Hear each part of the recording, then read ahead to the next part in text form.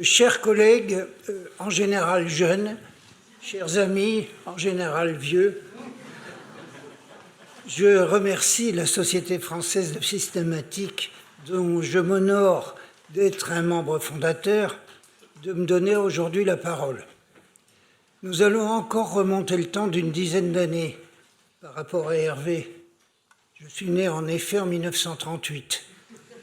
C'est vous dire que j'ai parcouru une frange de l'histoire de la biologie encore plus archaïque que lui, et j'ai été entièrement formé, je dirais pendant la guerre, en détruisant progressivement le Larousse universel en 7 volumes, dans lequel j'ai plus ou moins appris à lire. Dedans, il y avait de magnifiques planches hors texte, concernant les animaux, bien sûr, et aussi d'autres livres dans la bibliothèque de mes parents, dont certains du même style que celui que tu as montré. Bien entendu, tout cela m'a passionné dès l'enfance, et donc je me considère au fond comme un naturaliste depuis l'enfance et pas véritablement comme un systématicien professionnel, je dirais plutôt comme un simple compagnon de route. L'impératif systématique, pour moi, il s'est manifesté dès l'enfance. Pendant la guerre, justement, nous étions déplacés dans le sud du pays, et j'ai ouvert les yeux, pourrait-on dire, au milieu de paysages magnifiques, peuplés de plantes et d'animaux nombreux et divers. C'est une très grande chance, on s'éveille ainsi en même temps qu'à la vie, à l'histoire naturelle, et c'est ce qui m'a motivé toute ma vie. Donc, très jeune, je me destinais à une carrière de naturaliste de terrain, mais les aléas des cursus universitaires me conduisirent vers l'anatomie et l'histologie comparative. J'ai eu la chance de pouvoir combiner ma passion pour la paléontologie des vertébrés avec l'histologie, d'où le développement d'une paléohistologie qui irrigua ensuite toute mon activité de chercheur. Mais derrière cette recherche, eh bien, la systématique veillait toujours. Pourquoi ?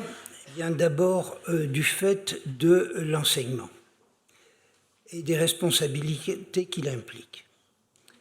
Ma contribution au premier livre blanc de la systématique, suscité par la jeune Société française de systématique, touche d'ailleurs à l'enseignement.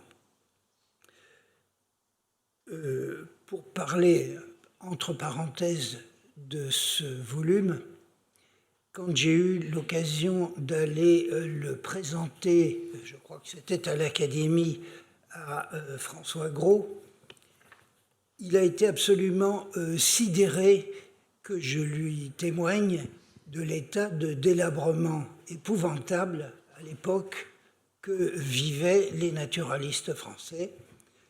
On peut dire grosso modo que les recrutements avaient totalement cessé dans les domaines qui nous intéressent depuis le premier choc pétrolier. Et donc, 10 ans après, vous voyez dans quel état était la communauté. Ce qui explique évidemment la fondation de la SFS, entre autres. Je ferme la parenthèse. J'ai été donc formé, compte tenu de mon âge, Hervé y a fait allusion, par des maîtres, des professeurs que j'ai beaucoup admirés, les De Villers, les François, les Pifteau, les Lehmann. J'ai été formé à la nouvelle systématique évolutionniste qui régnait en maître. C'était évidemment les théories mises en avant par Mayer et Simpson, comme on l'a rappelé. Et j'ai enseigné tout ça pendant longtemps et sans arrière-pensée. Puis j'ai été confronté à l'approche hénigienne, tout comme les amis Gouget et Janvier, par la double influence d'un séjour à Stockholm et par celle de Robert Hofstetter.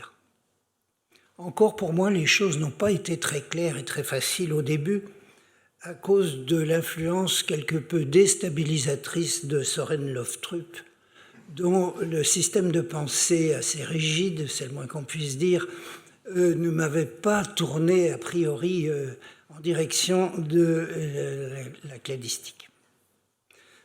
Quoi qu'il en soit, j'étais assez convaincu pour proposer un enseignement de type hénigien dans le nouveau DESS Espace et Milieu qu'avait créé pour les écologistes mon ami Jean-Pierre Raffin avec les collègues géographes de Paris 7. Cela nous ramène au tout début des années 70.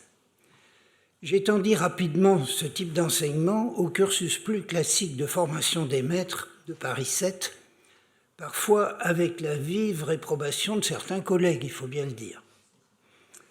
Eh bien, pour le jeune enseignant que j'étais à l'époque, c'était quand même une grande satisfaction de voir que cette introduction à l'analyse cladistique, ça intéressait énormément les étudiants.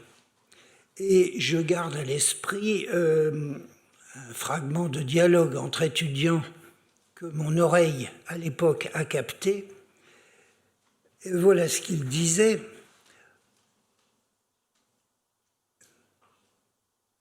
Voyons voir. Enfin, j'ai compris que la systématique n'était pas une science débile. C'est tout dire. J'ai ressenti le même plaisir beaucoup plus tard au Collège de France d'initier les esprits très différents, notamment par l'âge, à la logique phylogénétique.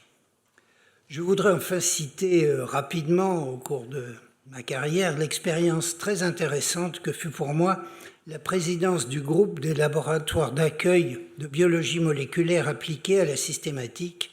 Pour moi, ça a été toujours la perspective de rapprocher les problématiques naturalistes des approches techniques nouvelles. Et Hervé a montré éloquemment à quel point cette voie était importante. Au-delà de la recherche et de l'enseignement constituant mes charges officielles, mon grand autre domaine d'intérêt pour la systématique vient tout simplement des observations de terrain pratiquées en amateur pendant les vacances. Ce sont des travaux très modestes en culture dérobée et qui n'ont débouché concrètement que sur pratiquement pas grand-chose à l'aune des publications, les seules qui comptent. Mais ils m'ont permis, ces petits travaux, par un suivi longitudinal sur maintenant plus de 40 années, un suivi longitudinal des mêmes biotopes, de prendre conscience très concrètement, en tant que petit naturaliste de terrain, des problèmes d'effondrement de la biodiversité, ici et maintenant, dans l'Hexagone même. C'est donc de cela que je voudrais modestement vous parler aujourd'hui, et si je suis trop long, n'hésitez pas à m'interrompre. Je vous présenterai d'abord mes terrains de chasse, qui, pour des raisons familiales, sont l'un un village du plateau normand, que je fréquente depuis l'enfance, c'est-à-dire depuis les années 40, et puis le deuxième terrain de chasse que je fréquente depuis les années 60, du fait de mon mariage d'ailleurs, ce sont les combes du Périgord noir en Dordogne, des biotopes fort intéressants. Première constatation sur une durée de 50 ans. Recul général des espaces naturels précédemment peu anthropisés du fait des constructions nouvelles, en Dordogne par saupoudrage des terrains par des constructions isolées, voire localement carrément une urbanisation pavillonnaire de vallons entiers. En Normandie, c'est la politique dite de la dent creuse qui prévaut, c'est-à-dire la construction systématique sur tous les terrains atteignant le bord des routes. Notre manière de bétonner. Dans les deux régions, une politique relativement laxiste, surtout en Normandie, quant au style des constructions, conduit à une navrante banlieusisation des paysages. En Normandie, le grand remembrement commence dès les années 50, dès le début des années 50. Mais les conséquences sur la biodiversité ne deviennent vraiment perceptibles, manifestes, que très progressivement, avec la disparition petit à petit des mares associées aux prairies, ainsi que des haies et fossés correspondants. Le bocage ne se maintient marginalement sur les plateaux qu'à proximité des bois couvrant les versants pentus des vallons.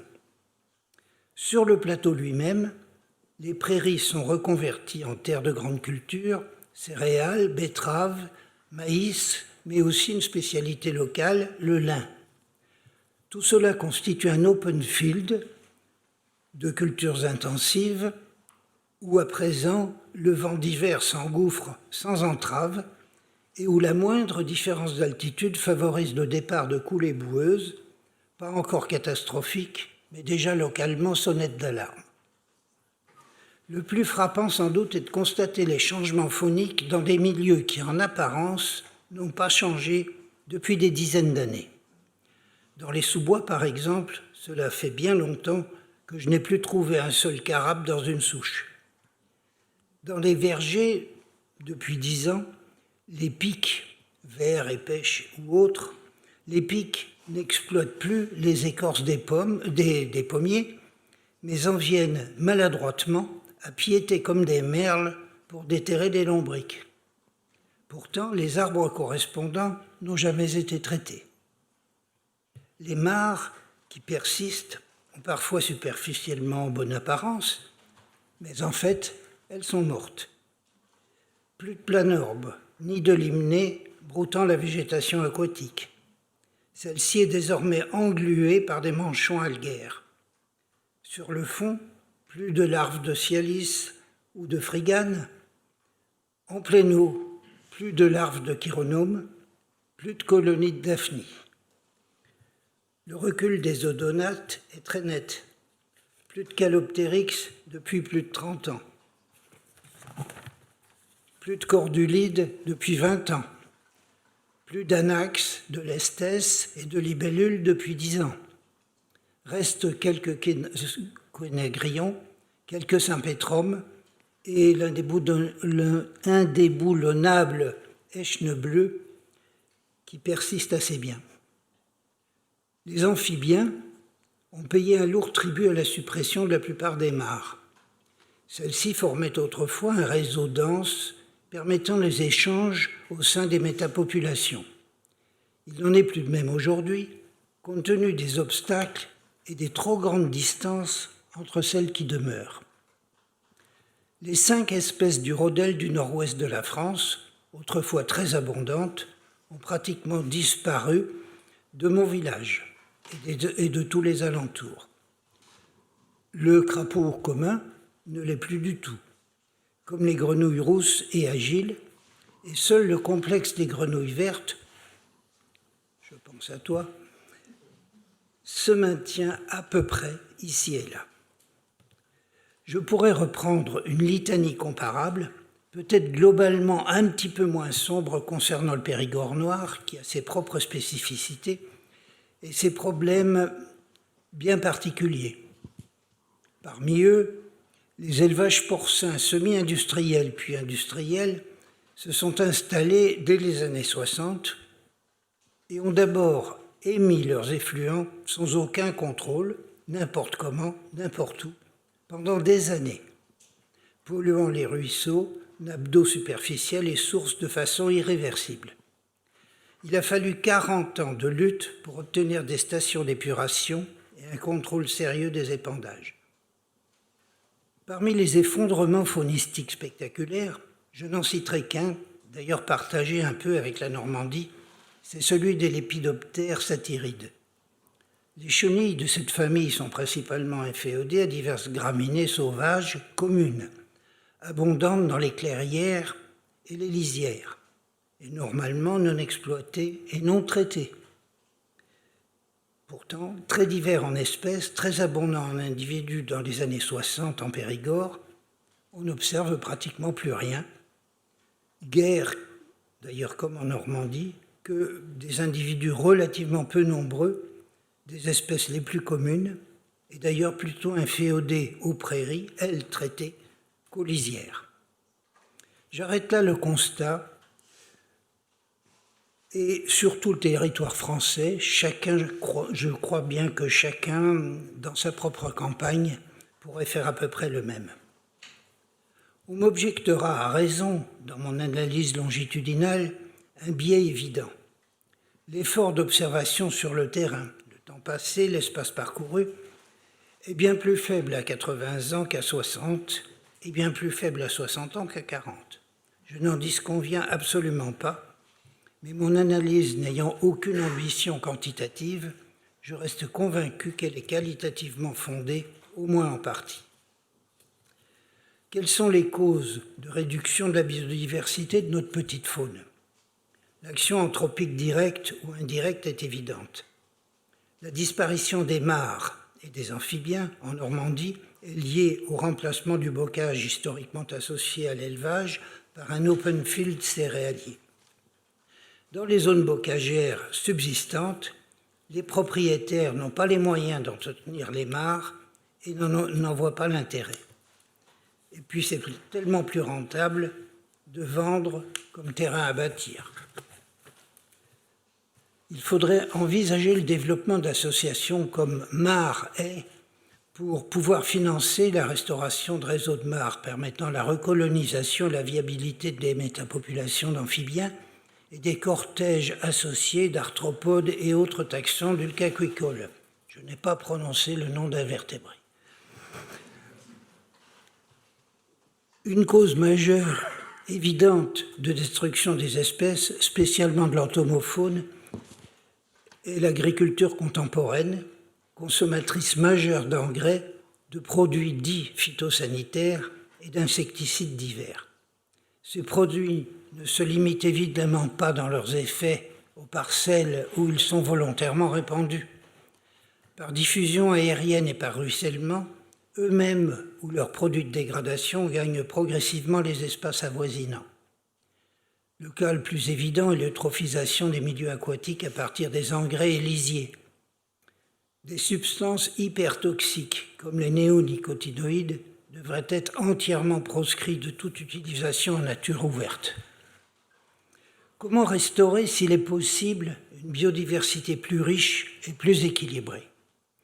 J'ai longtemps pensé, dans ma candeur naïve, qu'il suffirait de recréer une continuité entre divers espaces naturels disjoints, comme des massifs forestiers, au moyen des 3 couloirs de biodiversité laissés en friche ou plus ou moins volontairement complétés par des plantations arborées diversifiées et par des mares. On formerait ainsi un vaste réseau d'espaces naturels permettant la diffusion et la libre circulation de la faune spontanée. Pour les amphibiens, des efforts à échelle très localisée de dispositifs de ce genre, crapauducs, nouvelles mares, etc., semblent positifs. Mais quand je me suis tourné vers les aspects légaux, administratifs et politiques de ce genre de projet, j'ai vite compris ma douleur.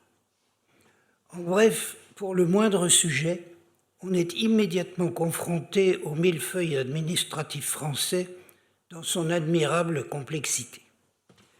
Pour me limiter au milieu d'ulcaquicole, je me suis initié, entre de nombreuses autres joyeusetés, à l'analyse nationale de la protection des points d'eau par l'évaluation de la mise en œuvre de l'arrêté du 4 mai 2017 relatif à la mise sur le marché des produits phytopharmaceutiques. Eh bien, le constat est éloquent. Pour résumer à l'extrême, on peut dire que les milieux administratifs centraux sont de très grands producteurs de textes, souvent de qualité, et inspirés par les connaissances scientifiques, mais souvent incompréhensibles ou inapplicables dans le contexte économique du citoyen lambda. Les milieux agricoles et leurs syndicats sont le plus souvent extrêmement hostiles à toute réglementation de leur activité sur le terrain en faveur de la biodiversité. Entre les deux, les structures délocalisées du pouvoir étatique, à commencer par les préfectures, vivent dans l'angoisse permanente de la jacquerie, type gilet jaune ou bonnet rouge, et naviguent à vue. Pour conclure, je ne crois pas qu'il soit possible, dans les circonstances actuelles, d'espérer une politique réelle, autre qu'incantatoire, de sauvegarde de la biodiversité sur l'ensemble du territoire, à commencer d'ailleurs par les parcs régionaux, où l'agriculture fait pratiquement ce qu'elle veut. À long terme, l'espoir est dans une véritable conversion intellectuelle du monde agricole et de ses syndicats en faveur de pratiques compatibles avec le maintien de la biodiversité. Sans doute faut-il commencer par les collèges et lycées agricoles et ce qui s'y enseigne. L'enseignement toujours. Vaste programme. Merci de votre attention.